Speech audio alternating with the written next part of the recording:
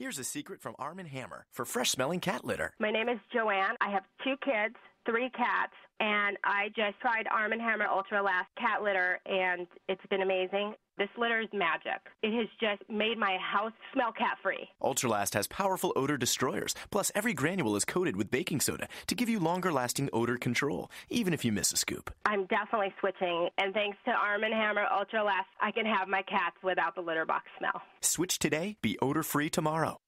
You're listening to the AfterBuzz TV Network, now the largest new media platform on the web, and your #1 source for after-show entertainment. Very good, Keith Johnson.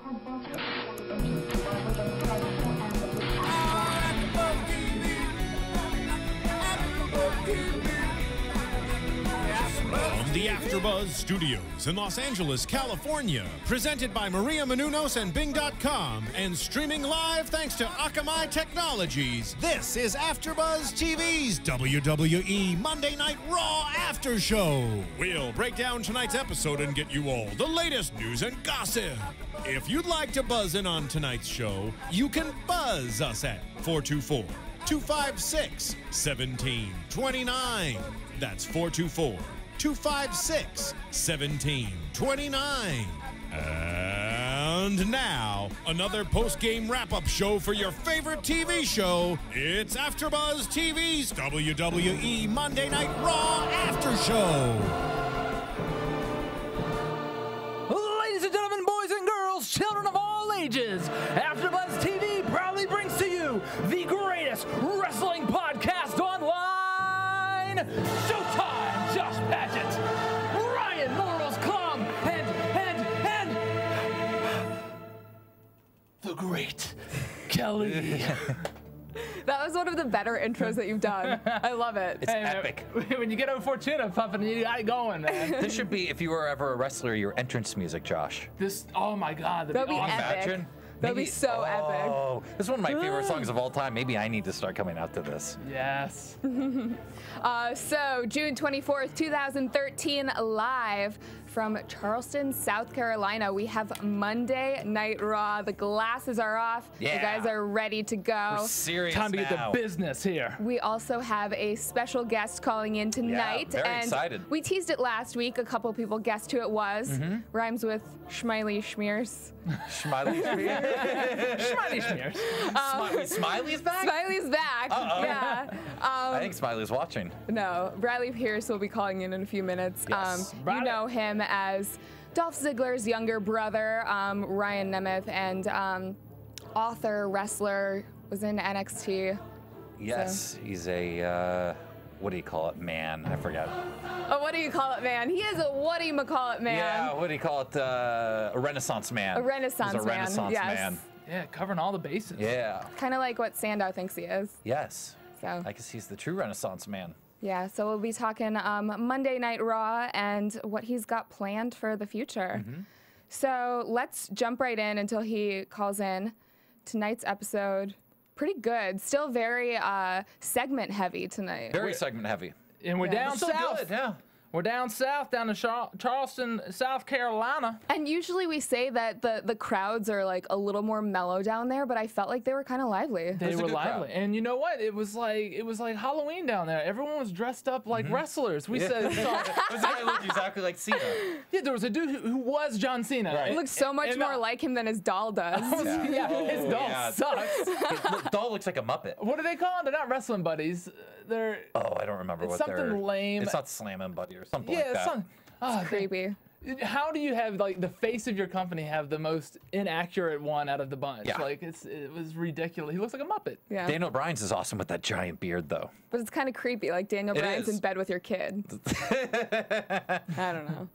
I slept with Ultimate Warrior when I was little. Uh-oh. And the Ultimate Warrior, wrestling buddy, Cathy. Okay. Wait, so Ultimate Warrior needs to be in prison? Is that what you're saying? Oh my gosh. Okay, well, Monday Night Raw, we opened with a video package from last week's Raw. They show a little bit of Lesnar returning, and then also Mark Henry's epic fake retirement speech. Sexual chocolate, baby. Yes. So good. That's one of the best promos and swerves they've had in so long. Since the pipe bomb. Yeah, for sure. That was amazing.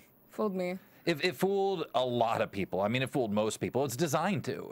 And you know, it was but just the to go timing back. was so good. Right, and you know, it's funny is I was I don't know if you guys watch Game of Thrones at all. I was watching, if you know anything about the Red Wedding that they had on the 9th episode. I was watching the recap about that on HBO, and they were talking about how a great scene is built when you have no idea something's going to happen, but when you can go back and watch it again and see, like, how did I miss that? They were building to this moment happening, and that's what they did in that. Like, they were seeding that the entire time for Henry to turn, but you didn't know it because you were so involved in what he was doing. Yeah, like equal to the hug at the end between John Cena and Mark Henry was when Bolton had his arm out right there for Caitlyn to look at. And I feel like Game of Thrones fans, you know that they're Game of Thrones fans because they always talk about it. There's always a way to spin it so you can talk about Game of Thrones. You sneak in Game of Thrones. I just got into it. I'm a new Game of Thrones fan. I just started watching actually right before this last season. But it's like vegans. Like they have to tell you that they're Game of Thrones fans. Yeah. Oh, I'm not one of them. It's just I just watched I'm not that one of thing. them. I just mention it. Well, I mentioned it because I thought it was a good reference to what this was. So it's the same type of thing because you go back and watch that promo and you can see them literally seeding that attack on Cena. They just seeded. There's 4 or 5 things in there that make you realize it's going to happen when you go back and watch it. Yeah. And we keep on mentioning that the writing has just improved so much over the last month, I want to say. Supposedly another writer just quit or something like that. Really? I think I just saw something about that, yeah. Another head writer, they just switched. I believe I just read that. I heard that it's Heyman and Zeb Coulter who are also helping to write the show. Oh, I have not heard that. I heard that last week. I don't know if that's true or not. They both have, I mean, Zeb has booked all over the world. He used to book Puerto Rico a lot. So Dutch Mantel. He was one of the bookers for TNA for years. So he has a lot of experience. Both those guys have a ton of experience. So it wouldn't surprise me. And it would be very smart if they used those guys. Yeah. So Daniel Bryan's music hits. Makes his way to the ring, and you actually mentioned, Clum, what happened. They addressed it on SmackDown. That was what we know as a shoot last week. That was supposedly Daniel Bryan was supposed to win the match, and he got on Monday Night Raw. On Monday Night Raw last week, and he got injured. He got what's known as a stinger, and the doctors recommended they stop the match, and Triple H supposedly made the actual final call. And there was supposedly an altercation in the back where Randy Orton had to pull Daniel Bryan back and get in between them, and they said it was just the two of them are so passionate about the business, and Triple H is trying to protect them, but of course Daniel Bryan, being the perfectionist who's wrestled all over the world, had a match stabbed on him before he wasn't involved in that decision. I think that's one of the things that upset him. Yeah. Because he had his retina blown out of his eye in one match. And if you notice, they're trying to stop it at one point, and he actually pushes them off and runs back into the ring to try to prevent them from stopping the match. He's a beast. He's a total beast. And kudos on Randy Orton that whole time, like taking care of him too during that, knowing he could barely lift his left arm. And go back and watch that again, and you can see the look on Randy's face that he feels terrible about the situation. Like he goes over, and Daniel turned it into a little bit of a storyline about patting me on the head and everything, but you could see Randy felt really bad. That was a big moment for Daniel Bryan. That was supposed to be a huge win, but you know, things like that happen, and you just rewrite it. And that's what they did. So many guys recently that they could not just afford to lose another guy to an injury. Exactly. And we've been saying, even though the writing has been amazing the past month, the roster has felt so light because there are so many of the big players who have been out for extended periods of time. And, I mean, Daniel Bryan is on the ups. They can't... Totally. They don't want him to sacrifice. And it's one of those situations that, you know, yes, it was a big thing for him, but if you can write things good enough, you just take that and turn it... and just write something different, you know, get yourself there a different way. And we saw that tonight. And they did that. They did a very good job with that. And they turned this into a storyline. Yeah. So tonight, Daniel Bryan talking about how people call him the Hobbit. He has a little bit of little man syndrome. Yeah, little man complex. Have y'all ever dealt with people with little man complex? Napoleon complexes? Oh, yes. Yes, I dated a couple of them. I've had roommates in college. Brave girl. I had a roommate in college with one big time. And actually, you know, I've wrestled all through high school and college, so yeah, you run into a lot of that in wrestling. The like 112 pounders, 119 pounders. You get a lot of little man syndrome there. Yeah, they're rough. It's weird though. Like I feel like sometimes the smaller guys have the biggest like egos. But it's all, you know. Daniel Bryan. Even the guys with like the little, you know, they get the nice, really nice car that's, you know, you'll never be able to use that much. the Corvette? And a lot of times those egos. What's wrong with the Corvette now? Corvette's cool, you know. Not to get all compensating. Yes. Not to get all Dr. Phil, but you get a lot of times it's low self-esteem when people they're overcompensating. Projecting it. Yes. Not to get all Dr. Phil, but we have a guest caller. Oh, hello. What's up, brah? Hey, what's up, guys? hey, there he is. We weren't sure if we had you, but thank you so much for calling in tonight. Yeah, thanks for having me. I wish I was there in person, but We'll get to get you out here in LA. Yeah, definitely have to get you out here on the couch. And we heard that you were trying to book some shows out on the West Coast. yeah, I am pointing my compass that way and all my other stuff too, my binoculars and like, you know, like things that pirates have to look in the long distance. I'm looking that way. So yeah, I'd like to start working out there soon. That'd be awesome. So for our maybe listeners, this is the first step. cool. So for our listeners who don't know, we already introed you at the top of our show, but Briley Pierce was in the NXT. He is also, in addition to being a wrestler, he's a writer as well. So we want to talk about your book and everything. First off, any standout moments from Raw tonight? Oh man, I kind of heard that. You asking about Raw? Yeah. I cut out a little bit. Oh, okay. We have a little bit of lag. Our internet's slow tonight. Okay, are you asking like a favorite part of Raw, or is that what you're going for? Yeah, is there anything that stood out to you tonight specifically? Specifically, what stood out to me was Stephanie pronouncing Randy Orton's name in a really funny way. Orton, I think she says. I like the part where my brother was sticking it to Del Rio and Jericho. That was pretty fun. Oh yeah, that's been good. He's been on fire recently.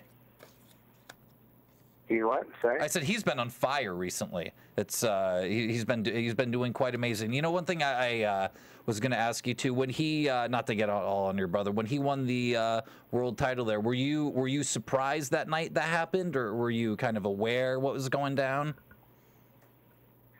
Man, I am having the hardest time hearing what you guys are asking, but I'm guessing you're asking about the night he cashed in and won the title? Yes. Okay. It was weird. I actually was in Cleveland that night back home for a few days and happened to be at a family gathering. I said, hey, why don't we put on Raw and see what's on? And just as I turned the TV on, we heard the music hit, and he came out with the briefcase. And I was like, oh, my God, what good timing. What perfect timing this is. So the whole family, grandparents and aunts and cousins and everything, were all there gathered on the TV to watch it. So, man, I don't think I've ever heard a crowd go nuts like that. Probably, I can't remember ever hearing since I was a kid something like that. That was incredible. It was awesome. So happy for him. Yeah. Yeah, people were ready for him to cash in and finally be given that shot. So, Briley, for you, I know we have a little bit. Maybe he's gonna be. Oh. I think we're having some technical losing difficulties? connection. Are you still there? We lost him. Yeah, go ahead. Oh. Can you hear me now? I think we lost him. Did we lose him? Hi. Uh-oh. We'll try to do something to fix it for you guys. Okay. Cool. Well, so I guess we'll move on until we get him back. Yeah, let's do that. Okay. Rolling with the punches tonight. Yeah. Daniel Bryan talking about how he's gonna prove that he's not the weakest link. Yeah. Tonight. Great segue. Right. And Randy Orton came running down there, and they have a little face-off. Shut up and fight. Shut up and fight. Yeah. Yeah, and then DB, and this is the first and time they got right where into the fight, which I the like. guy who says, shut up and fight, and then the other dude starts punching like without any hesitation. It's like, oh crap, we got what you wanted. Yeah. Which is why I like is the fight gets immediately started. You know, no hold to hold, no chain wrestling. We just get right into it. The crowd was so into it too, and they were like, let him fight. Yeah, and you know, when you get into like booking psychology and stuff, this is the time you do some of this. The rubber match. These guys are heated. They're in a rivalry, and so, you know, no wrestling. That's out the window. Let's fight and get at it. Yeah. And they fought so much they got a double DQ, right? Yes.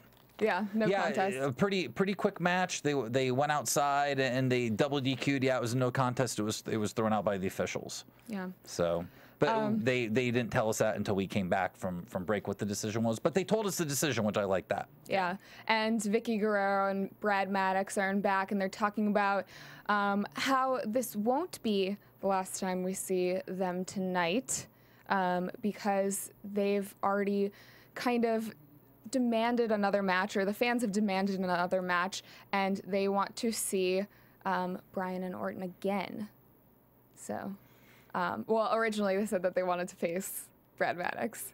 Yeah, he's like, I want to face you, and Brad's like, and she's like, you will have your match with Randy Orton later. He's like, Yeah. And then Vince came in there, right, and was saying, hey, listen, you know, a lot of people believe that Daniel Bryan, he's too small, he has mental issues, he's not champion material. Yes. Yeah. And y'all figure out if that's what I believe. That's pretty much what he said. Yeah, and I actually like that Vince came in and did that, because those were, you know, I believe Vince's true feelings. Probably not now, I'm sure, but 5 years ago, absolutely. Daniel Bryan would have been a guy, and you hear stories of Vince McMahon. It's just like, you know, who is this little guy? Do you think that Vince's opinion on Daniel Bryan changed once he realized what a cash cow he has turned into? Not only has their opinion on Daniel Bryan changed, but if you look in development and who they're going after now, they just raided the Ring of Honor roster. They have changed their opinion on the type of wrestlers they go for now. They realize smaller independent wrestlers can connect with the audience. So it's a different world. Is Daniel Bryan paving the way for that?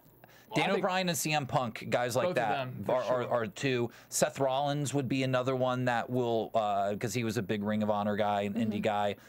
Dean Ambrose are a couple other guys who are helping pave that way as well. So there's several of them there. You think this is a lot? I'm sorry, a lot in NXT. Cesaro would be another one that was a big indie guy. Chris Hero, Cassius Ohno in NXT, Corey Graves in NXT. Who am I missing? The big indie Generico, Sami Zayn. Sami Zayn, they got him huge, too. one of the biggest indie stars the last 10 years. And they've been signing a lot of Ring of Honor guys recently, too. Rumor is Mike Bennett, who used to sit at this seat, is potentially at some point going there. He doesn't have a contract yet, but it's just a matter of time. Are they going to bring back Maria Kanellis with him? Whoa! Apologize to everyone listening. That was not fun for us either. Wow, that really wasn't fun.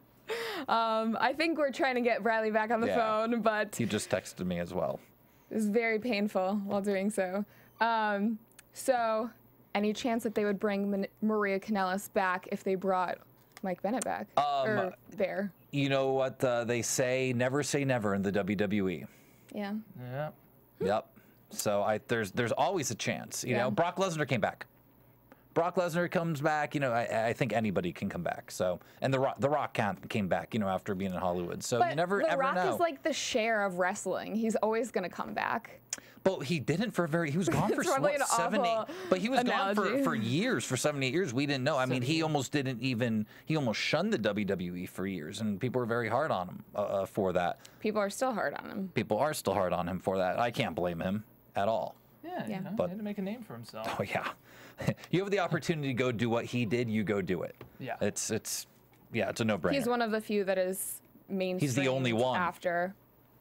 I would argue with that. To I think that level. Hogan. Well, yes, to that level. I think that Hulk Hogan's crossed over. I think that Chris Jericho's crossed over with Dancing with the Stars and his sci-fi show. I'm talking A-list superstar Will Smith level, wait, Mr. Tom Cruise Nanny, level.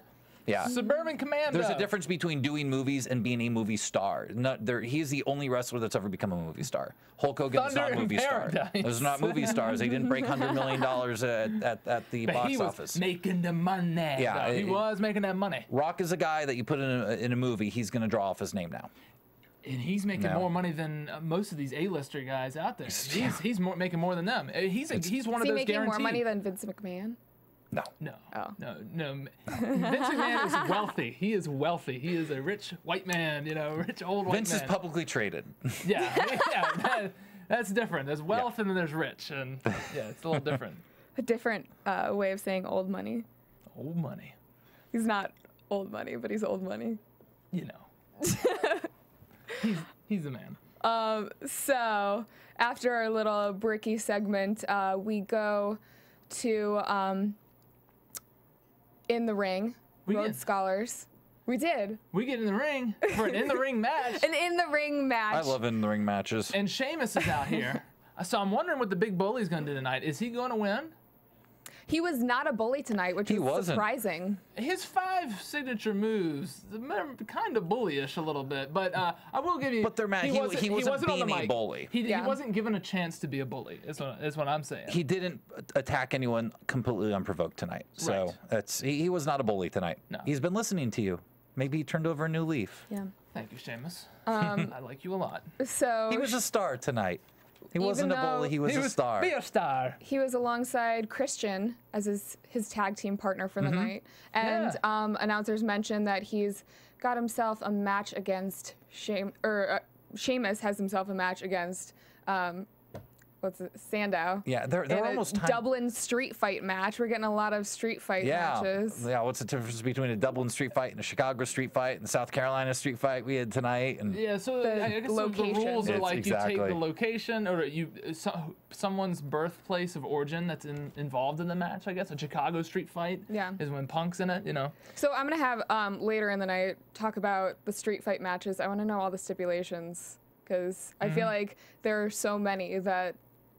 And there's so many different names for the same crap. It's like the same exact match, but they've got like no DQ, falls count anywhere. Yeah. It's like, what is a street fight? What is a street fight? Now, how is that different from a no DQ? you'll see. It's in the streets. Yeah. It's a hardcore match or Why not call them hardcore matches? And then you get people start thinking, oh, we need a hardcore belt again. They don't want to do that. I feel like street fight implies that it's you would think hardcore, that they would be out, in Charleston, out throwing somebody in the bay like they did with Edge or The Rock and Stone Cold. Go out into the street and fight. It's like they should just call it gang rules, though. Like street fight. I don't know. Yeah, that's ECW-ish right there. Anyways, match tonight, tag team match between Sheamus and Christian versus the Rhodes Scholars. Ladies and gentlemen, we have Briley Pierce back on the line. Is it going to work this time? What's up, guys? Hey, it sounds like our connection's a little bit better. Is it better? Okay, cool. Yes, good. no lag this time. I guess we can jump right into questions that we had for you. Clum had a lot of questions. Sure. I guess we can, because I guess everybody would want to know what it's like down in NXT. Just what are some of your favorite memories, like some good memories down in NXT, and some of your favorite parts of being under contract over the last couple of years? Let's see. There's a lot. The first one that comes to mind right away, easy, is this January in Kissimmee, Florida. I got to wrestle the main event in a huge tag match against my brother, Dolph Ziggler. At the time, he had the briefcase up and still. He didn't cash it in yet, but that was the high point of my wrestling career anywhere so far, was to be in a ring with him. Yeah. Oh, yeah, that must have been amazing. Now, did they actually admit that you guys were brothers there, or what was it just... Yeah, it was pretty much, I think most people know, and if they didn't, he came out and let everyone know that he was really disappointed in me as a brother and his tag partner for the night. That's awesome. They publicized that match so much. I think they promoted on Raw and a couple other places too. Oh, cool! Yeah, well, it was a big week. I didn't really sleep a lot that week, and yeah, it was awesome. It was let's see, what else? being able to tag up with Maddox for a couple months. We had a nice little run as the Florida Tag Champs. Oh, Maddox! You know that's Cathy's very favorite wrestler. And Josh also looks exactly like him. I was trying to. Someone told me I need to bring him up, so I thought this is the perfect time to right away. Clum, did you do that? I did not. I don't know why I get so many tweets from people saying that I love him, and I'm like, he's funny. You know what? A lot of people know because somehow I found out, so I had to bring him up right away. So another question that we had is your book. Yeah, where did you find time to write a book while you're down there wrestling? That's crazy. I wrote the book actually before I was in FCW or NXT. I was just starting out at OVW, just learning to wrestle, and the book finally came out, and it was kind of really weird timing. It was two kind of huge things happening in my life at once. I just started wrestling at OVW in Kentucky, and the book came out, and I was kind of overwhelmed with the two things happening at once. But it was cool, and it's cool when I'd be at an NXT show signing autographs, and people would bring copies of the book and go, "Hey, can you sign this?" And I would go, "See, I wrote a book, everybody." Oh, that's awesome. So it's called "I Can Make Out with Any Girl Here." Kind of snarky. People compare you to Tucker Max. What do you think about that? Everyone can. I never fault anyone for liking anything they like, but man, I could never get into the Tucker Max books ever. Really? My college roommates, I remember my roommates in college loved this guy so much, and I would read it and just think, I guess I get why people like it, but man, my book is I can't. It's in a different category. There's Your no book's way. better? Because I'll say, number one, it's better. Two is the main character, the protagonist. He is just such a bumbling idiot in my book. And you kind of feel bad for him. He has good intentions, but he's vulnerable. Whereas when I'm reading Tucker Max stuff, I'm thinking, this guy, I can't get behind him because he's indestructible. He's just the man all the time, Yeah. I don't know. That's my take on it. Yeah, your hero needs to go through some struggles. Character development. Tucker Max's guy is never struggling. He's always always shooting machine guns through glass windows all the time. That's why people relate to Spider-Man much more than Superman. There you go. Yeah. Not me. No, because you are Superman. You're like the John Cena of AfterBuzz here. He went through some struggles. Last year. He also jumped off the top rope at Payback and squashed 30 people underneath him. Like Superman a week ago. So, you know what I was going to ask you, Briley, too? I was reading something about that you got a scholarship for OVW, something like that. That's how you got in. The first scholarship. Yeah, the first one. How did you actually get signed and get involved?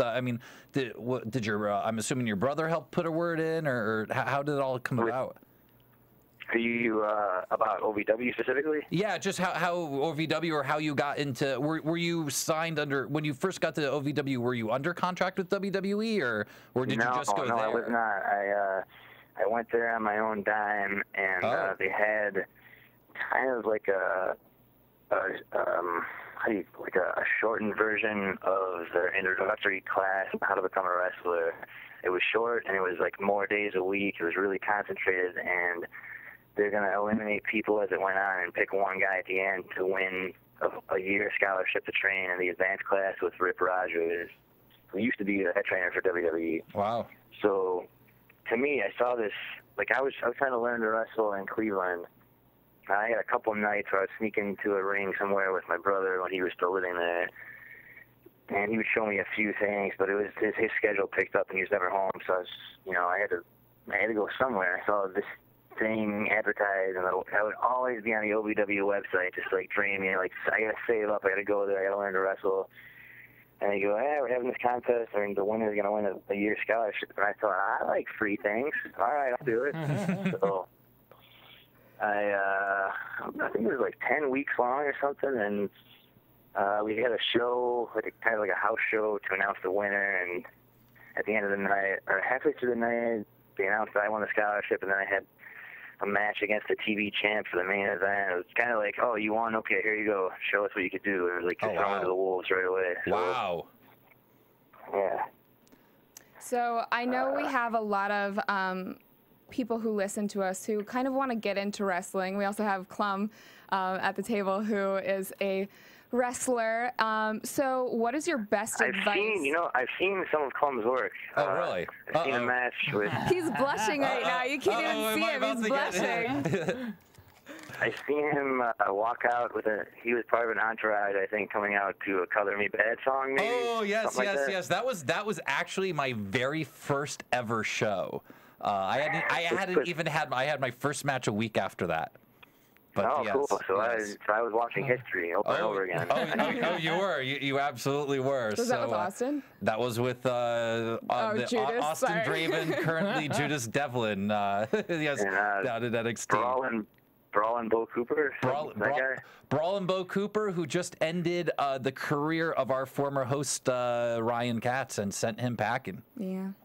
Oh my God, that's so sad. I'm sorry to hear. Yeah. So that's why we don't have Smiley here anymore. Brawlin' Bo got rid of him. Got rid of Austin. They got rid of Smiley. Like he just sends people packing. Yeah. So I don't. Okay, go ahead. Oh no, you can say what you wanted to say. I just wanted to talk. I want to spend most of this show talking about Bo Cooper and the people that he's eliminated. I'm sure Bo would love to hear too that. carried away. I'm sorry. The Scottish Shield won't like that. The Scottish Shield will not like that.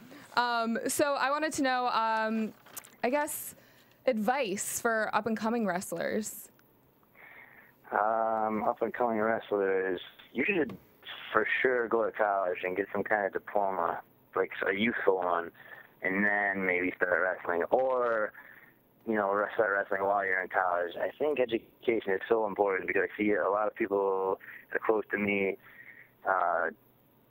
say, I don't need college, I don't need whatever, I'm just going to wrestle. And then they either get there's some people, and unfortunately, who get terribly injured or whatever, and they can't wrestle anymore, and then they have nothing to fall back on. And, I'm getting so negative. Have some kind of a backup plan in case it doesn't work out. Yeah, and I actually 100% agree. And one of the things I think too is you have a lot of guys wanting to start at 18 and rush out of college. And one thing I'm noticing too, just seeing the guys who start at 18 and the guys who might start a little bit later, you understand it so much more. Your mind changes when you're 25, 26, when you're getting older. You also mature a lot once you're in college. You mature. So the people who I think start a few years later, after they've gotten that backup plan, they pick it up faster. They understand, and your body's a lot more fresh at that point as well. You got to make good points. I think everyone's life is going to be different. Everybody's case is going to be like my life was so strange the way I went my little route to get to wrestling, but there's no cookie cutter way, but I really think you should have a backup plan because you can't. It's just like driving. You can wear your seatbelt and you can do the speed limit, but someone else can just T-bone you. It's just like wrestling. You can be as safe as you want, but someone might cripple you, unfortunately. So you should definitely have something to fall back on. Yeah. Any other questions from you? Step number 2: go find somewhere to learn to wrestle and show up and just keep your mouth shut and keep your ears open. I think. Yeah. I guess one of my last questions about NXT and stuff, just to WWE relevant. Who do you think are some of the guys that are down there right now that are some of the stars of the future, other than guys that we might know, like the Bray Wyatts that are on their way up? Who are some of the guys that we may not know who they are, that are in development, that maybe haven't gotten on TV yet, that might be somebody we want to keep our eyes on? I think along with Bray Wyatt, there's someone who's very talented in Bray Wyatt's little entourage gang, Luke Harper. I think it can be a big deal. I think he's going to be a standout guy in the Wyatt family. Oh, wow. That's Brody Lee, right? Yeah. I had many encounters in the ring with him, and I think he's extraordinarily talented.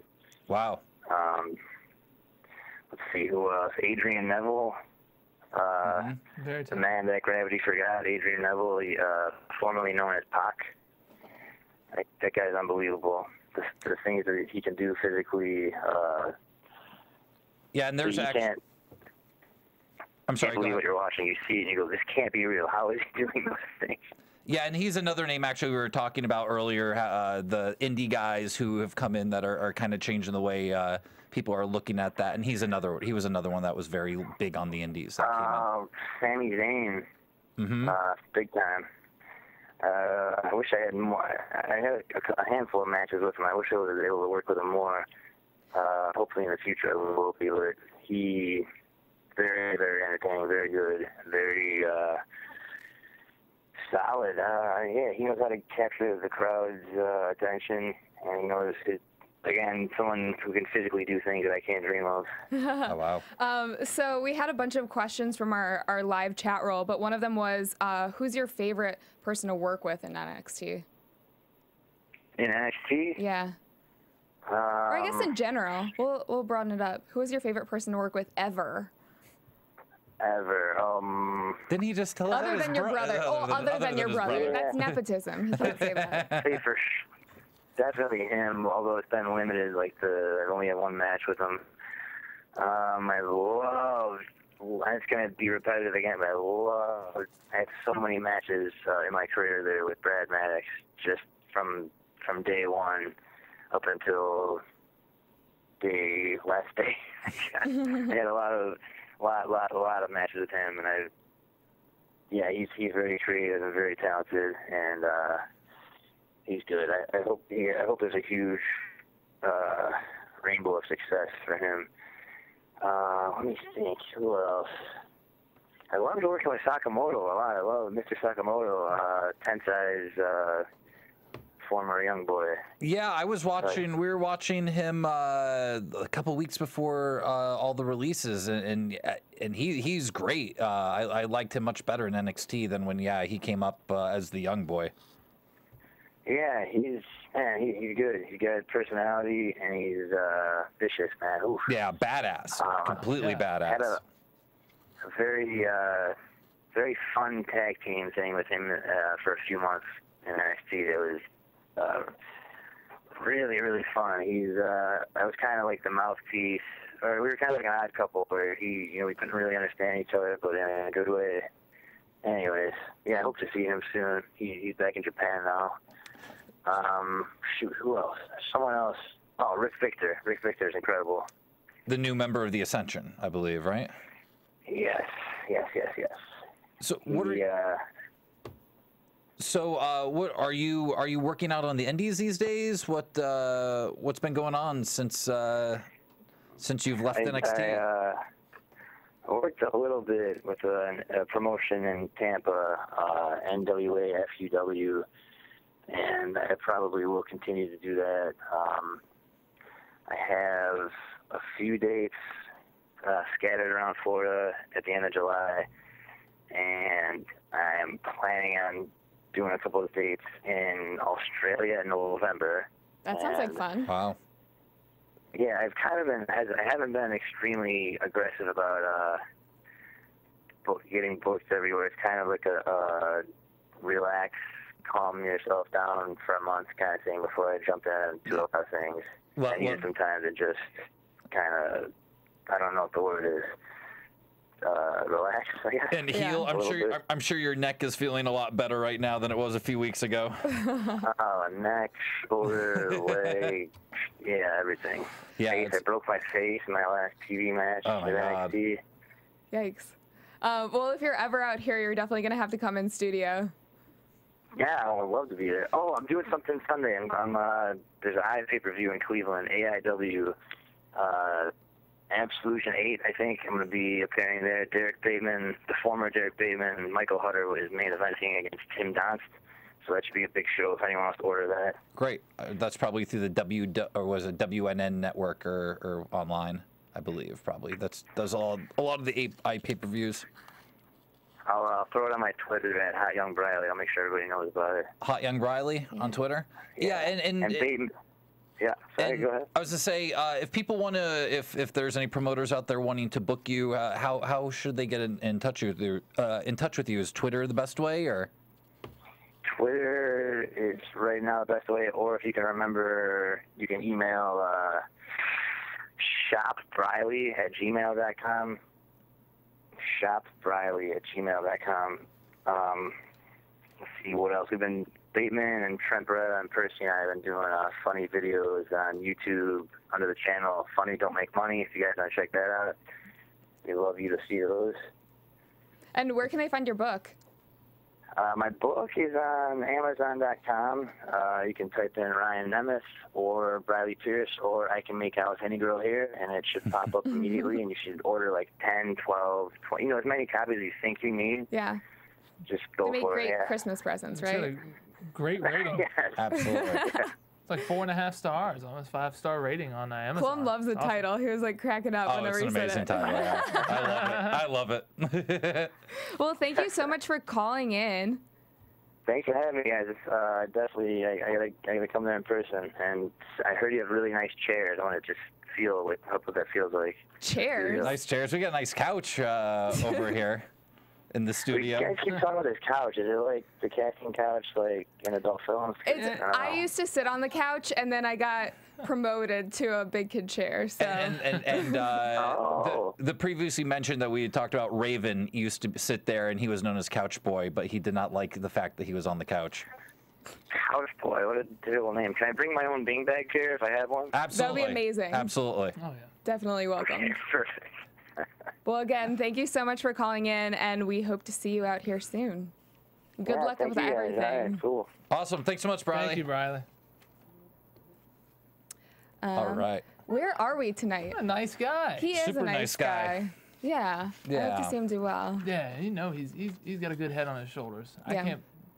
It's amazing. Yeah, and just talking, everything I hear is just through mutual friends that he's incredibly talented, incredibly good in the ring, and it was a shame that he is no longer there, and hopefully he will be brought back. A lot of people said that it was very surprising. Yeah, a lot of people were shocked. A lot of people were Especially very Dolph. surprised. Yeah, it was. So hopefully, he'll work at it and keep working at it and get back there. Yeah, he'll be back there for sure. I'm sure he will be. This might just be another test on their part, See how he does. Yeah. So where are we in tonight's Raw? I don't even know anymore. Amazingly enough, Sheamus won this match against Rhodes Scholars. I guess we need to get through this a little bit quickly. Sheamus and Christian. Mm-hmm. Yeah, and Christian was there, but come on, it was all Sheamus. I almost forgot Christian was there at times. I know. I was like at the end, I was like, oh wait, that's right. It was a tag match, not a. Yeah, he was there handicap. for the hot tag, so Sheamus could do a hot tag. That was it. But there's something that has caused some concern for me, and that was Cody and Sandow kind of having a little miscommunication.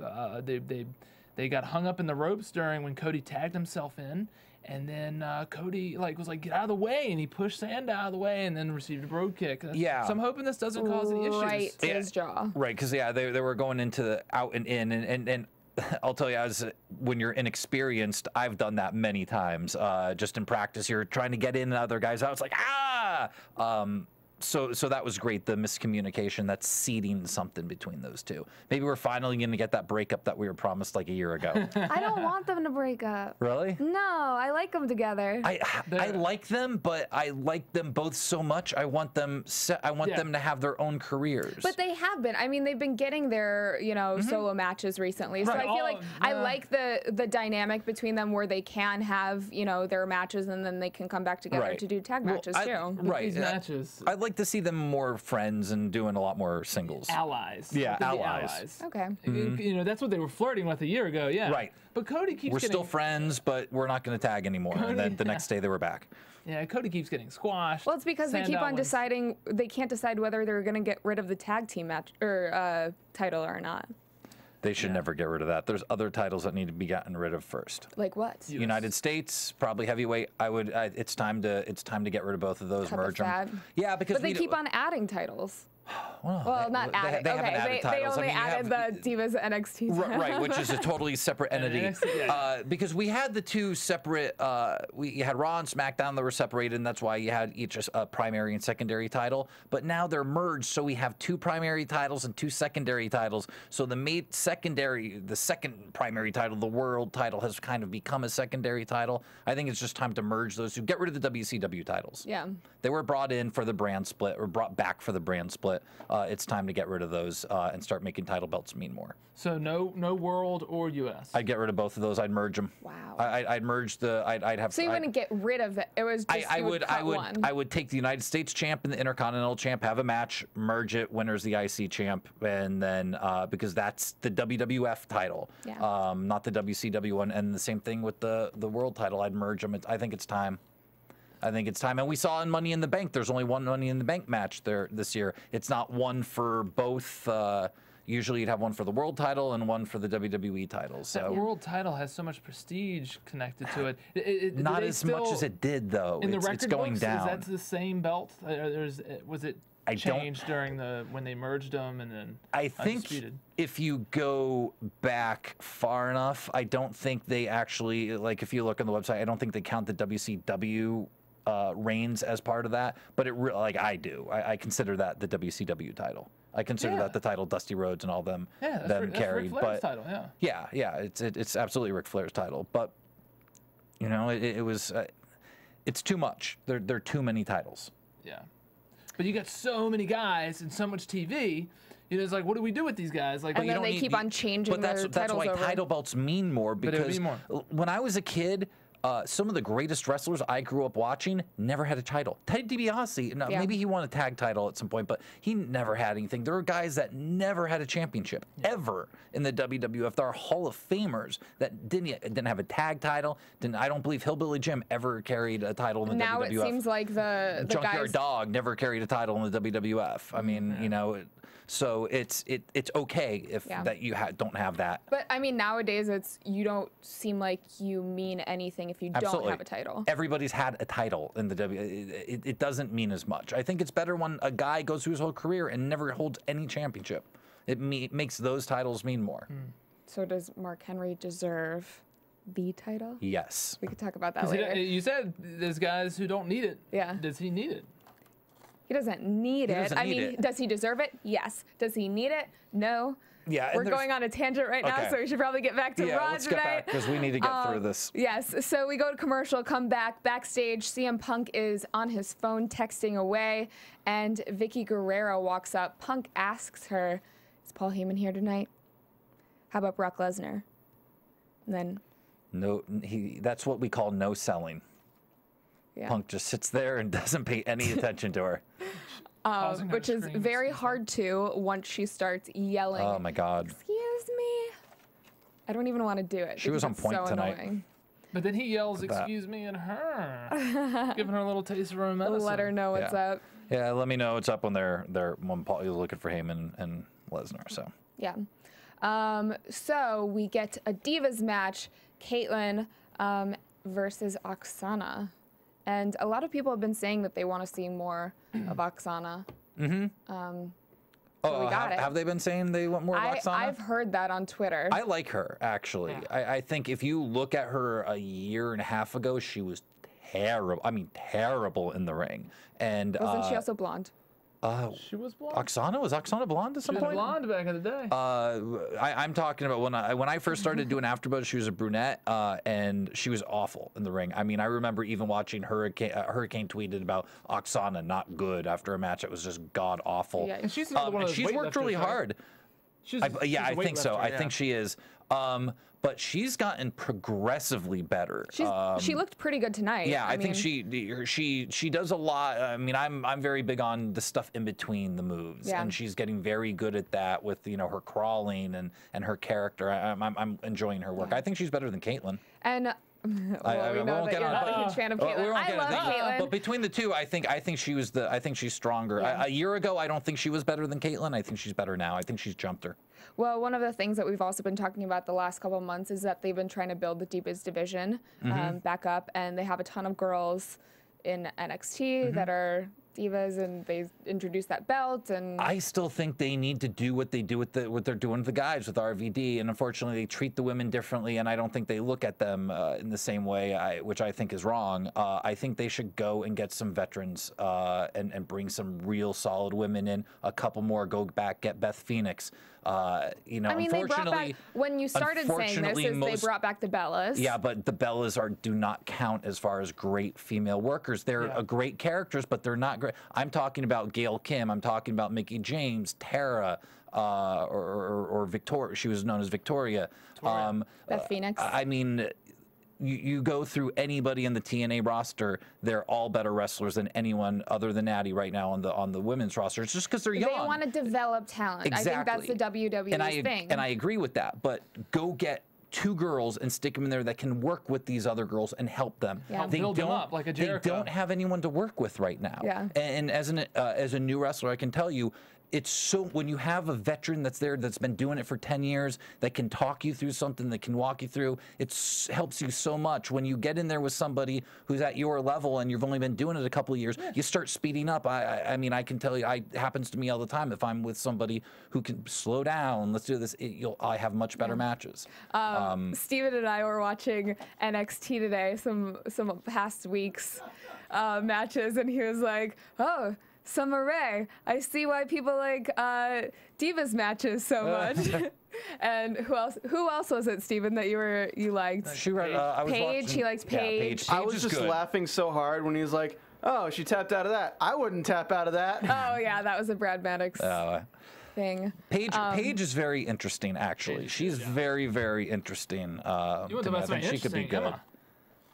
Emma's interesting, but in a different way. I love her. She's great. I love her so much. This new Bailey I just saw, first time I'd seen her. She's not new. I mean, she's new to the... Right, but I hadn't really seen her gimmick and everything. I just saw a couple weeks ago, that kind of ditzy, you know. I like ice cream. Antisocial. It almost made me think of A Christmas Story, though. I like Santa Claus, you know. I like The Wizard of Oz. So it's an interesting character.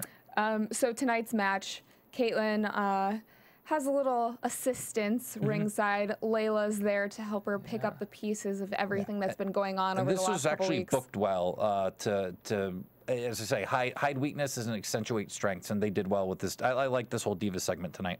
Yeah. Very, very, very, very short match, though. But it wasn't about the match. No, you know, it wasn't about really the wasn't. match. It was about the story between AJ and Caitlyn. And it was about AJ coming out in a Caitlyn suit.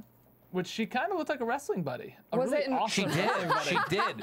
Good call. With cleavage. Did the wrestling buddy stuff had fake cleavage. It was awesome. I think they used the same like padding on the cleavage that they used for the muscles in the arms.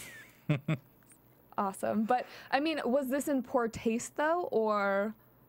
No, let me tell you something. No, it's not in poor taste. It's a story. Very good thing. Yeah, think about it. There have been mentions the last couple of weeks that calling her a pig, calling her an elephant, that's in poor taste. It's in poor taste, but it's in poor taste because a bad guy is doing it. I mean, it's a poor taste if you do it to someone in the street. But you see, if you watch TV shows, people make fun of people's weight all the time, and they don't go saying, well, you know, that was in poor taste that that character in the TV show called that person fat. It's the same thing. It's a story. Yeah. And Caitlyn's completely in on it. I guarantee you. I mean, I'm sure AJ and her are really good friends still, and I'm sure she clears everything that she says. Exactly. Then, okay, well, you need to be easy on her. Regardless, women have self-esteem issues, whether you are in the best shape ever. You gotta be able to handle it. All right, you gotta be able to dish it out. I'm telling you what goes on in girls' minds, but. You know what was going on in my mind? AJ dresses like Caitlyn. AJ dressed like Kane. They kissed. AJ dressed like Punk. They kissed. AJ dressed like Caitlyn tonight. Gentlemen. Are they allowed to show that? We got a little, we've seen it before in the past, right? I'm sorry, they're allowed to show what? AJ and Caitlyn potentially kissing. Oh. Why not? Yeah. What's wrong? Of course they can show. I mean, I don't know what TV PG... Yeah, I don't know if that requires. I mean, it's one of those things, like, we've had, you know, same-sex couples on Modern Family and on a lot of primetime shows, but is it different because it's more of a male fantasy? It's for men, it's not for, And is that the way they're doing it? Is it risque the way they're doing it? Yeah, I mean, it's... Do it. That's fine. Do it for the viewers. I like it. If they write in a good movement. storyline, It's a it good could movement. work. Yeah. Put an exclusive on Hulu Plus. I'll go watch it. It's good for the movement. On the app. Oh, that would be a great way to get people to the app. Oh my God. Caitlyn and here's a still frame of Caitlyn and AJ making out. We got you We just gave you $1 million idea right there. So Divas making out on the app. Everybody will tune in. that would be in poor taste, but it would be Oh, no, so, it wouldn't oh my be. gosh, the cash would be flowing. Very lucrative, yeah. Yes. Might bring in a whole new era of the WWE. Oh my gosh. The makeout era. So Caitlyn is distracted by AJ's Caitlyn suit, and Oksana tries to pin Caitlyn. Caitlyn gets out, ends up pinning Oksana. Yeah, I didn't, yeah. Then, after the match, Big E comes out. He's rocking the Rock's flowers. $500 shirts, man. I loved that. I thought that this whole thing was fun. I mean, great segment. It was hilarious and I think written Have you well. noticed Big E and AJ's chemistry is getting better and better? Like they're working well. What are you saying? I'm just talking and I'm not talking as far as anything romantic. I'm talking about the way they work together, the way they play off each other. Their chemistry is getting really good. But I think that could eventually, I mean, people have been saying that Ziggler's kind of heading to I mean, it would make sense.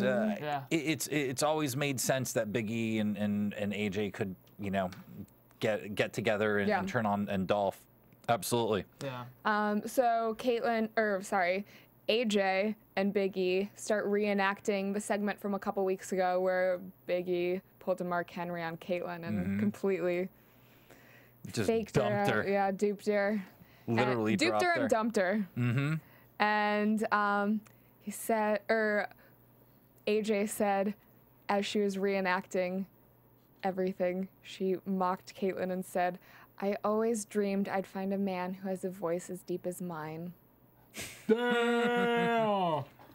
And Caitlyn doesn't really have a very deep voice. She's playing off of the whole poking Adam's apple. Yeah. But that's what she said tonight. She didn't have an Adam's apple, for God's sakes. That's what she was poking fun of her. Yeah. Not very nice. Y'all need to kiss and make up. It was a great segment overall. Yeah, and I mean, they're making fun of her for things she's really not. So it's interesting. I saw an interview with Kevin Steen, wrestler, talking about that type of psychology with fans, making fun of fans, and saying that, if you see like a heavy fan in the audience, you're not going to call him a fat piece of crap. You don't want to say you fat piece of crap to that fat guy in the audience. You can call him a stupid piece of crap because he's not. I'm not stupid. Nice shirt. Or but you don't want to make fun of something for somebody that they might actually have a very sensitive issue for, because now you've hurt their feelings and now they don't want to pay to come see you again. Yeah. And they're not going to come back. Unless you're Ric Flair. So Ric Flair's like, sit down, fat boy. So you go after them for something that they are not something that you don't go after their weakness on them. We have to rein ourselves in because we only have like 30 minutes left and we still have 2 hours of Raw. We're still in hour 1. I'm so sorry, guys. So we get a little Wyatt vignette. They're coming soon. We still don't really know when. I got a lot of tweets tonight. I'm ready for the Wyatt family. I don't want to see these promos anymore. I saw all these promos on NXT when they were getting ready. Now are they going to do it with like how they did Fandango and have it be a 2-year thing? Or Fandango, it worked. Sandow, it took forever too. Yeah. I mean, the more they play these vignettes, I feel like the more anticipation there is. Absolutely. And I think that's the right way to introduce new people. Yeah. The slow build. I mean, trust me, the slow build is always better, but it's, I want it now. Yeah. I want Bray Wyatt. I want something fresh. I want something new. I'm just tired of waiting. And I get the reason. Me being a very stupid girl did not realize that. Where we said, wow. You had a great observation there. You're like, Bray Wyatt looks like Bo Dallas. He looks like Bo Dallas. Well, and I'm like, they're brothers, right? I'm a very new wrestling Very fan. observant, though. Very observant.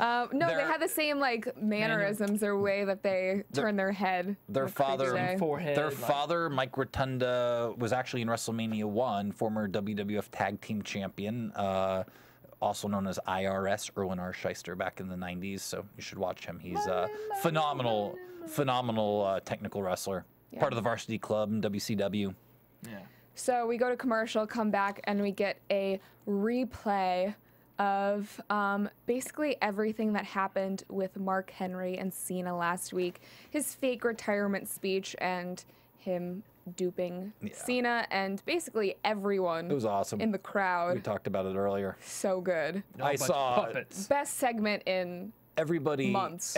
All my fellow wrestling friends on Facebook, everybody was talking about that Everyone's this week. Still talking everybody about was it. just posting about that all week, about how brilliant it was. Yeah, we're still talking about it. Yeah. In the ring, before we go to commercial again, we see Chris Jericho. He's ready for his match against Del Rio. And come back from commercial. Ricardo Rodriguez. Yucking it up. Hey, y'all. Charleston, South Carolina. Yeah, making fun of your people, man. Yeah, well. How do you feel about that? Yeah. Pretty accurate representation, though, right? You got to get Zeb Coulter in here, make fun of him back. Yeah, it happens. Yeah. It happens. So, got a couple boos. And but they still went along with the Del Rio thing. With Del Rio! I'm like, come on, people. Y'all really are dumb rednecks. You know? Y'all really are dumb. Y'all got a beautiful town there, beautiful city. This was a good long match, though. This one went into the second hour. I mean, it was a pretty long match. What, 10, 15 minutes or so? Went through a commercial break. Yeah. I didn't look at the exact time on it. I'm not going to say it. I got killed online. It was only 12 minutes last week. You said 20, so I'm not going to say how long this match was. Well, not just because of that, but because you still tweeted me afterwards and said it was 20 minutes. I looked it up. Well, it's at 42. Well, I tweeted it. We clarified last week on the show that it's tomato. We have different ways of timing things. Right, and I say sometimes as far as wrestlers go, when they give you times in the back, not there, but on the indie scene, when they tell you 20 minutes, that's entrances and that's everything. Yeah. And it's all included in one. Yeah. So Jericho ends up making his way, or he's already out in the ring. But they mention Money in the Bank. It's coming up so fast. Yeah, this is one of my favorite pay-per-views of the year. It's not a major. It's not considered one of the 4 majors, but it's rather new. Right. I mean, you got the 4 majors, which are the 4 originals, really: Survivor Series, Royal Rumble, SummerSlam, and WrestleMania. But this is my favorite out of all those, and I think it's even more exciting than. I like it better than Survivor Series this year. I think it's more important and more relevant than Survivor Series these days. Yeah. It's coming up very fast, though. Very little time in between pay-per-views. And Ziggler will get his rematch against Del Rio for the title. So let's get right into the match. I noticed a couple of the kicks by Jericho especially looked a little weak in that match. I mean, it was an overall great match. He had one kick where you don't always hit everything perfect. I don't know if it was the camera angle no, or it wasn't. Okay. No. He just hit it a bit soft. I mean, it was just it wasn't the strongest looking kick he's ever hit. But if you practice 30 kicks, a couple of them aren't going to look the best. Yeah, just a numbers thing. Yeah, I mean, he's amazing, but he's one of the people that is just so consistent all the time, right. And it's going to be a good match no matter what. Right, and it's just being human. It's great for me to see.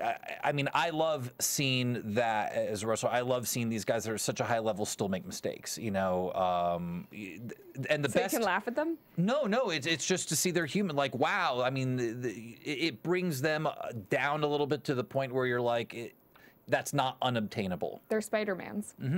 I mean, it's just great. It makes you realize sometimes that as a wrestler, they're doing exactly what you're doing. Same thing. So he's great though. Yeah. Del Rio puts Jericho in a cross-arm breaker, and Jericho makes it to the ropes at the very end, counters and puts Del Rio in the walls of Jericho. Jericho ends up winning. I like the match. Do you have any? Oh, it was a solid match. Solid match. Yeah, I thought this was a good match. It was all so set up for. It was all set up for Ziggler to come out there. Yeah. And attack Del Rio. On SmackDown, Ziggler did the same thing, and Y2J attack Del Rio. Ziggler, yeah. And Del Rio and then Jericho. And then Jericho afterwards. Jericho gave him a code breaker on SmackDown. So tonight, so Y2J gives Ricardo a code breaker while Del Rio's receiving Zigzag, and they both face off looking at each other, and Y2J's like, get my business, boy, and like hits him with his shoulder, and Ziggler says, nah, dude, you can get a Zigzag. Knocks him out too. Ziggler, the man tonight. So back in the backstage Bricky talking about potentially canceling tonight's match between Randy Orton, Daniel Bryan. Triple H not down with that. Yeah. No. He heard that rumor and says that he disagrees, and that he thinks that they should make it a stipulations match. And Brad said, "Yeah, I actually thought of that." And I guarantee you Triple H didn't agree with that 5 years ago. I guarantee you he was on Vince's like, he's too small. He's an indie guy. He'll never make it. Yeah. Everybody was like that. Best line of the night. Brad, that's a spectacular shirt. Do they have it in men's sizes? Leave him alone. That man works hard on his body. Let the man wear a small shirt. Didn't show it off. It's also purple. Didn't a couple weeks ago Triple H slam on him? Didn't he ask him who he was, or wasn't there some slam on Maddox? Isn't he kind of slamming him here and there now? It seems. Triple H. Triple H. Didn't he do it? Say something a couple weeks ago? Well, to him? isn't that his boy too? Like he. Yes. Yeah. Brad Maddox is Triple H's boy. I believe so. He gets to bust his balls. I believe Brad Maddox is a Triple H guy. Like he was one of the guys that pushed Sheamus. Sin Cara actually was one of Triple H's guys.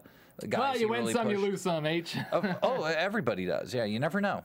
Well, then why does Vince hate him so much? There's different factions in companies. Just Vince and Triple H aren't going to have the same opinion. I just wish Cesaro had a guy. Who's backing him up? I have no idea. I am. The locker room. Yeah, fans. I mean, and that's what you need sometimes. Like with Daniel Bryan, I feel like the fans are the ones who backed him up, and now he's at the top of his game. CM Punk as well. I mean, all those guys. Stone Cold Steve Austin. Stone Cold Steve Austin, there's a great part in Mick Foley's book where he's talking about when Stone Cold just turned to Stone Cold, and the T-shirt guys were coming asking, "Hey, Mick, here's this stuff," and Austin was like, "You got anything for me?" And they're like, "Yeah, sorry, Steve, we don't see like any promise in a T-shirt for you." So you never know. Yeah. It's the fans make that decision. The office doesn't always know best. So I think we're in hour 2 now. And the match, we went into amateur during the match. Yeah. And we are going to see the reveal of the cover of WWE's 2014 video game. 2K14. And we got to see some funny little Photoshop deals. Yes, we did get to see some Photoshop deals, and that is because there's a contest between fans, actually. Fans can create their own cover for the 2014 video game. I know what Josh is doing tonight when he gets home.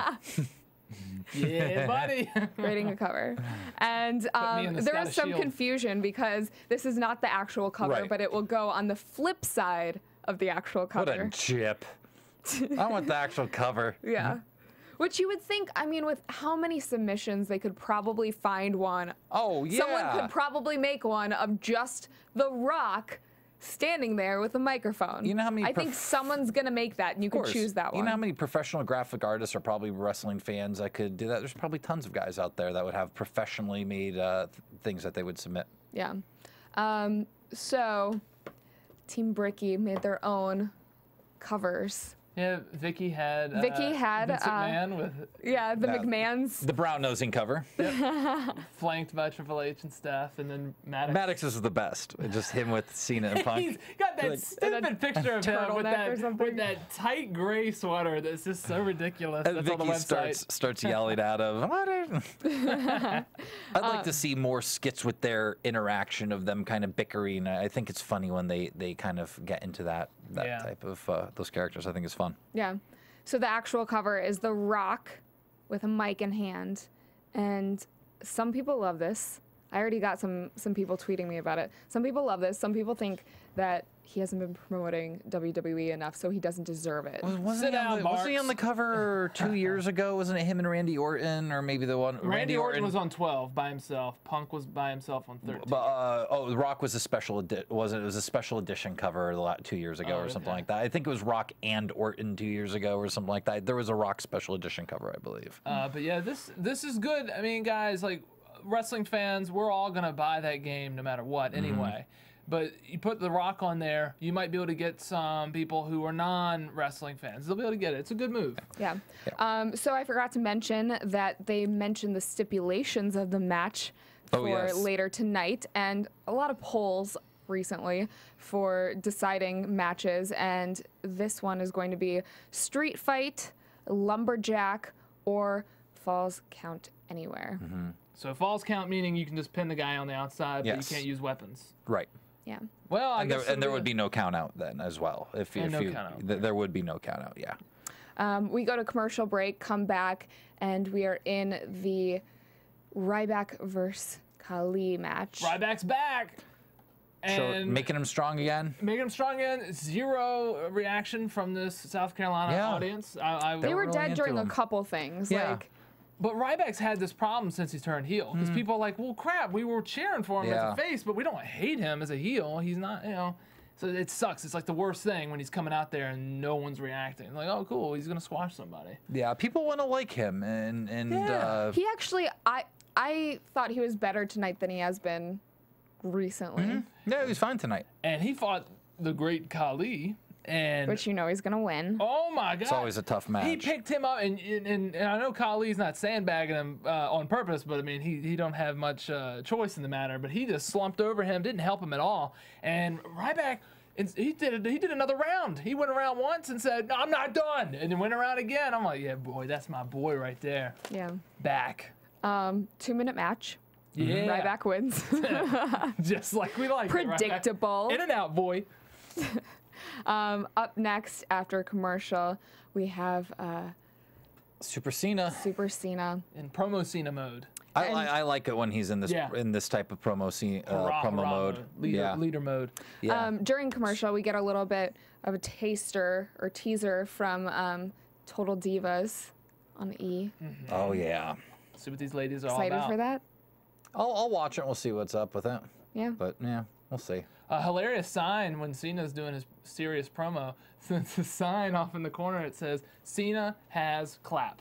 I'm like, hey, and you see, like, the director's like, I didn't even notice that. Oh, crap. Oh, sorry. I thought you came up with that because you just yelled it while we were watching. Oh, no, I'm not that bad. I was like, yeah, look at that. They didn't see it. And then, Clum, you had a confession during Cena's. Oh, that I like Cena. I've liked Cena since his first promo. You're not a Fairweather fan? No, I've always liked Cena. I've said before, I've always liked Cena. I think he's very underrated. I think he's far better than people claim he is. I mean, it was a great promo tonight, especially.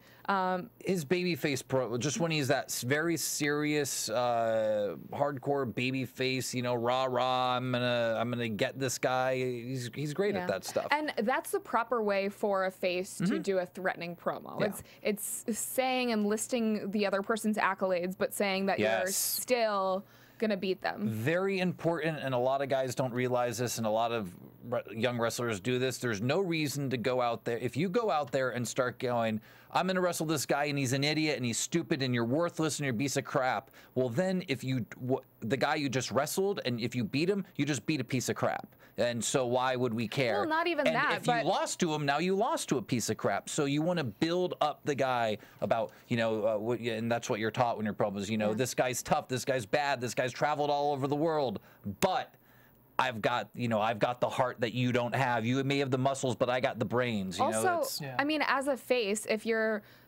trash talking someone, then fans, even if they are fans of a heel, will say, well, they're wrong. They're saying that they're an awful wrestler and they're a great wrestler. Right. So they're going to disagree with you and hate you inherently for saying that. Yeah, a face should never make their opponent look weak by talking down on them, and they should never make excuses on why they lost or why this happened or why that happened. Yeah. Yep.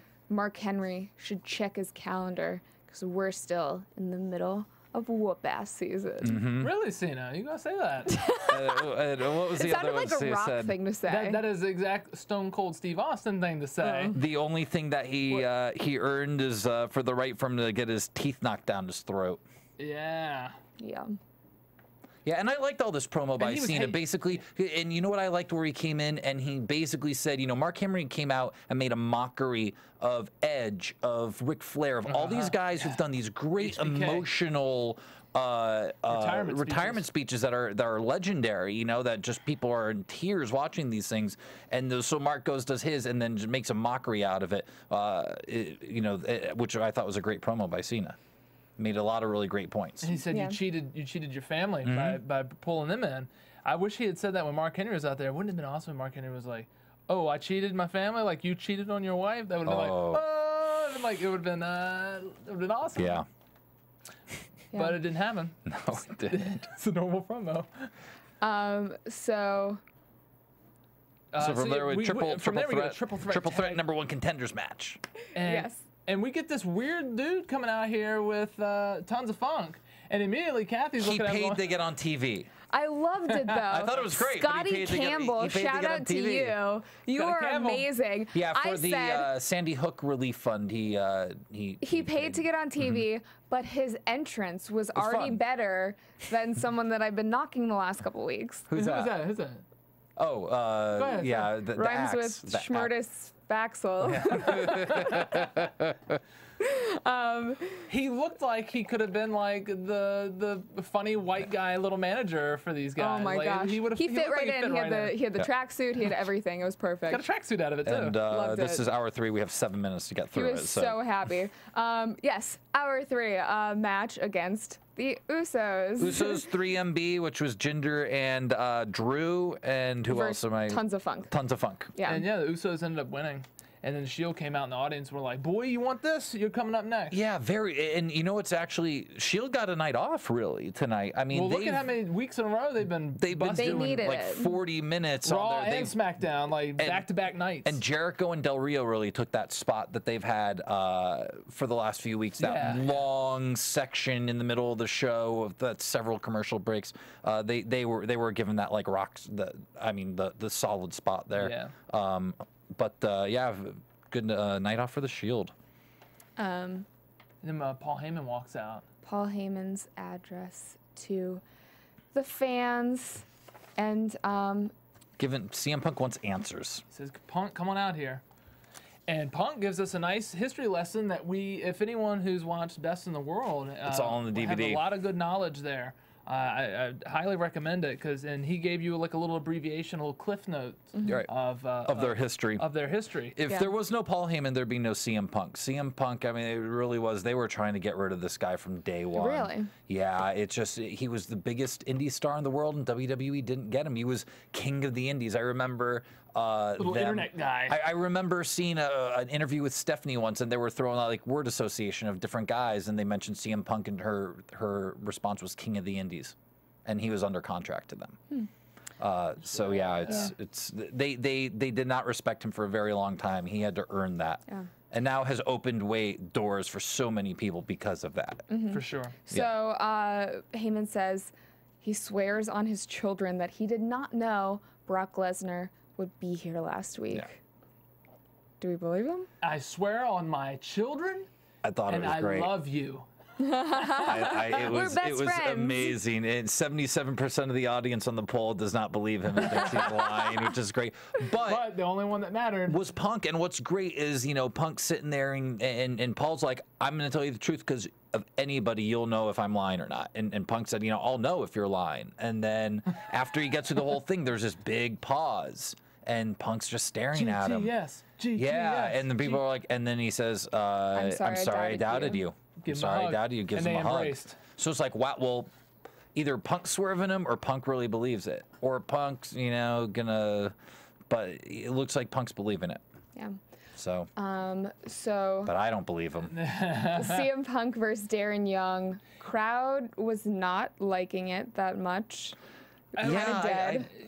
Yeah, that part of the country. There wasn't a lot of pop for this one for me either. They were big on Cena when he came out. Not so much with Punk. I mean, do you think it was because it was against Darren Young and not against someone who's higher on the card? Or he's a tattooed fella from Chicago, and we don't trust that kind of look down here, okay? Yeah, I don't know. It was just... I think people down there would still be fans of CM Punk. Now, what is that? A straight edge. What is that?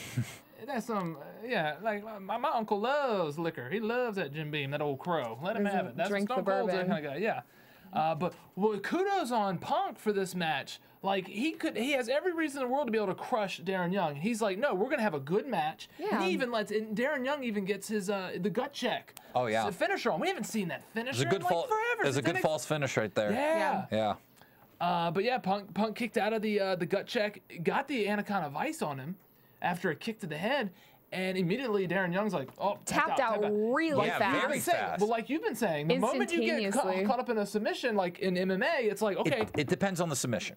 But maybe Darren was doing that because he's like, thank you for letting me do the gut check. You know, you're giving me too much kudos right now. So. Or you know, sometimes it's just story-wise. I mean, you tap in different ways for different times, and whether you're heel or face or what you're trying to present. Are you trying to be really heroic and try and go for the ropes and before you just can't get there and you tap? There's a lot of different ways to do it, and the quick tap is one. It felt a little weird, a little too fast for me. Like he knew it was coming? Yeah, I didn't feel it worked. I would have liked to see him hold it a half a second longer because it was a little quick, but yeah, it was a quick. It's just the way he decided to tell the story. So after the match, Titus gets in the ring. We're getting. I know, we have to go really fast. Okay. After the match, Titus gets in the ring. Titus and Darren start attacking CM Punk. Looked a little shaky when they did it. Yeah. Then you had Steph came out. Curtis Axel's music plays. Yeah, so they set up a tag team match next week. Punk, Axel versus the Primetime Players. Heyman's mixed up in it. You know, Punk doesn't like that. Right. They set up a Ryback versus Y2J for Money in the Bank. Right. And the most important thing, let's talk about real quick, the street fight, Daniel Bryan and Randy Orton. Match of the night. It was the stuff with the kendo sticks was awesome. Tables. Twice. Tables, yeah. Huge spot with Bryan powerbombed him through Randy Orton through there. That was one of the best spots there. And then I love the finish with Daniel Bryan with the yes lock in there with the kendo stick across the face. You know, it was you could see it was splitting. The bamboo must have been cutting to Randy Orton's face. It was awesome. It was a very cool finish. And he shook Bryan's hand afterwards. Yeah. You won the rubber match. Well, it's kind of coming to a very abrupt ending, just like CM Punk and Darren's match. But we had a long interview in the beginning. Yes, so we'll be available to talk more about it on Twitter. I just want to mention really quickly, Money in the Bank coming up in the ladder match this year. CM Punk, Daniel Bryan, Sheamus, Randy Orton, Christian, Kane, and RVD. Oh, man. Daniel Bryan seems like he's favored to win. As of right now. Daniel Bryan, I definitely would say that would be my guess. Yeah. RVD would be nice, but as well. But Daniel Bryan would be my pick. Yeah. So we will talk more to you on Twitter. In the meantime, at Cluminator, and also please go to highspots.com. Brian Kendrick's King of Flight is for sale now, $15. You can actually, this is the first DVD you can ever buy that I have a match on. I am the special bonus match. So very nice. Buy it. Showtime Josh. Check me out on Twitter. You can find me on Twitter at Cathy Kelley. You can find me here at AfterBuzz doing a million different shows. So for everyone here, Steven, Josh, Ryan, myself, thank you to our caller, Briley Pierce, for calling in tonight. Yes, thank you so much. Hopefully we'll have him in here sometime. Yeah, definitely. So we will catch you again next Monday night. From Bing.com, executive producers Maria Menounos, Kevin Undergaro, Phil Svitek, and the entire AfterBuzz TV staff, we would like to thank you for listening to the AfterBuzz TV network. To watch or listen to other after shows and post comments or questions, be sure to visit AfterBuzzTV.com. I'm Sir Richard Wentworth, and this has been a presentation of AfterBuzz TV. Buzz. That's what I do! The views expressed herein are those of the hosts only and do not necessarily reflect the views of AfterBuzz TV or its owners or principals.